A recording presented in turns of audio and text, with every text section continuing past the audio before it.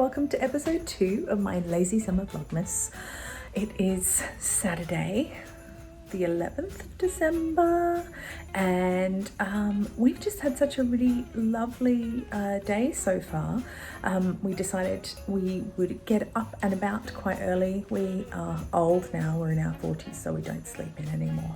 So we got out quite early. We ran a couple of errands at Bunnings for my husband's work, and then we went to our favourite little grocery shop in our area, which mainly stocks lots of European and Italian foods and lots of local produce and really yummy deli section.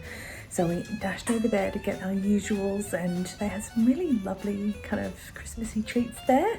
And then we went up to our local Westfield shopping centre, which is only a 5-10 minute drive away.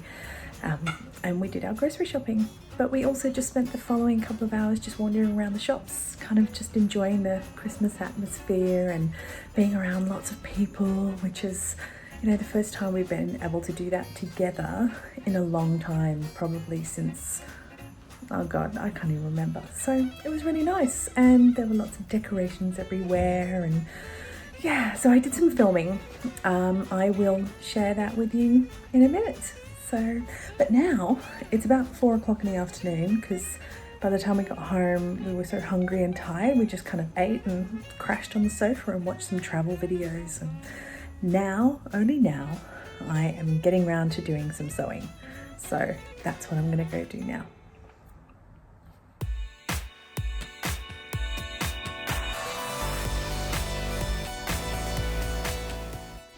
So for those of you that don't live in Australia and haven't heard of Bunnings, Bunnings is Australia's largest hardware chain, and it is one of the most useful shops I've ever been to. And I swear to God, of a weekend you will find that Australians flock to these places, to their local Bunnings, to buy all sorts of things for their home renovations or doing their gardening or whatever. But I mean, this place was always busy, even throughout COVID lockdowns. It was considered an essential service. So anyway, I digress. We are here today to actually collect some things for my husband's work. And I got sidetracked looking at the craft aisle while I was on my way to show you the Christmas decorations.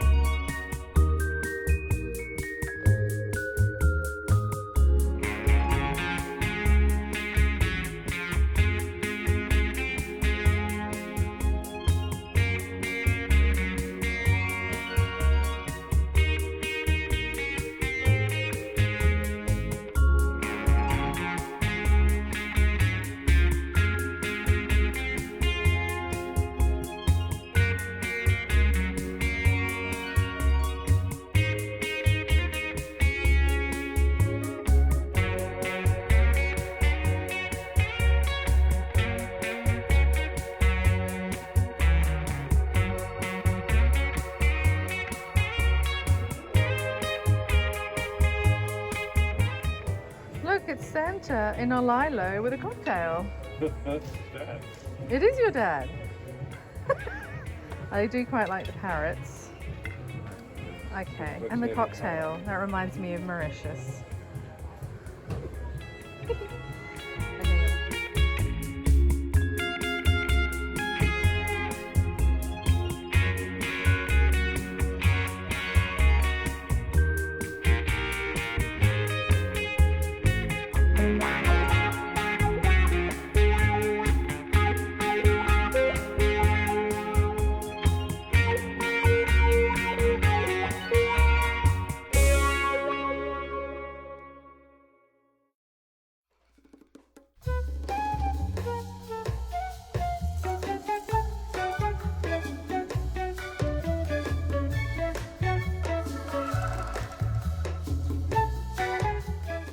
So I am just working on the dress I'm making for my end of year function, and at the moment this is the interfacing for the button band on the skirt. And I gotta say, interfacing is my least favorite thing about sewing. But I cut it all out last night, and essentially all I have to do is apply it today. And I've already done the bodice, done the bodice bits as well. So the next challenging thing I need to work on is shearing, the shearing elastic, which I've never done before. So that'll be fun, but I think this is going to look lovely.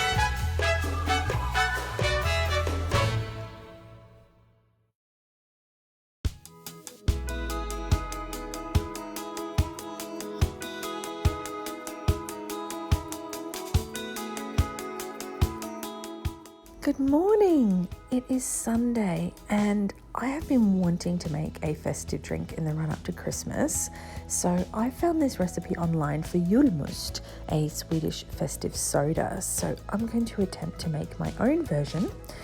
This one in the recipe actually contains a lot of sugar as well as some fermentation, but apparently you can use the recipe and make a quick version. So I'm going to be swapping out the sugar for some stevia and a little bit of fruit juice, and let's see how it works out, shall we?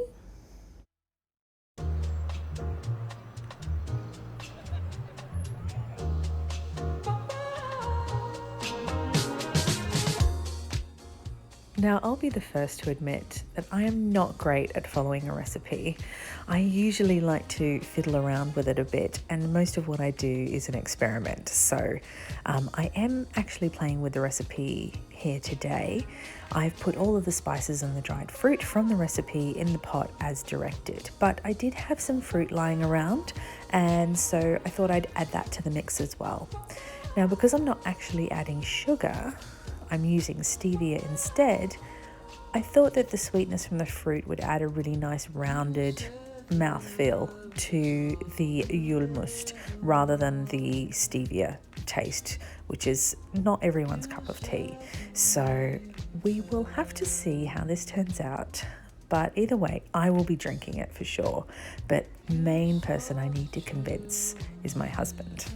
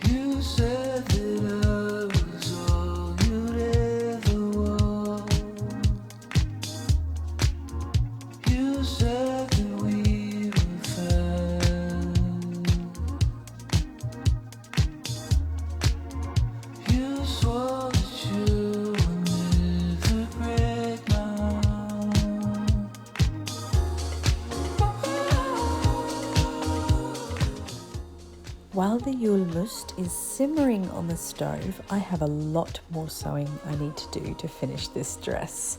So I'm going to crack on with that, and when the Julmust is done, I'm going to treat myself to a lovely chilled glass of it to cool off on this really hot afternoon.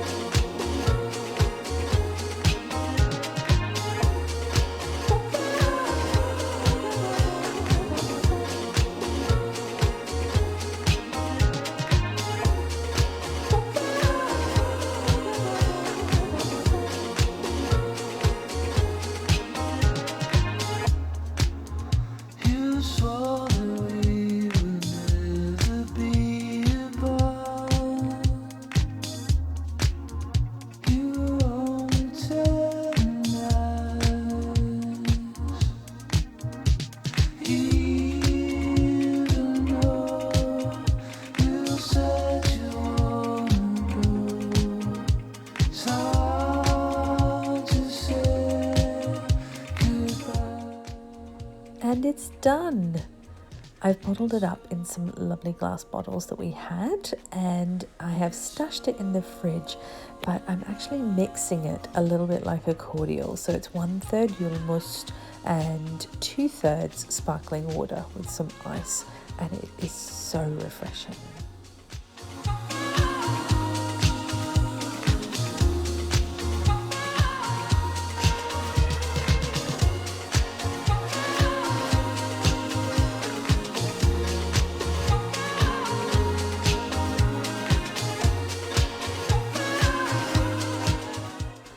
Well, that is all from me for this weekend.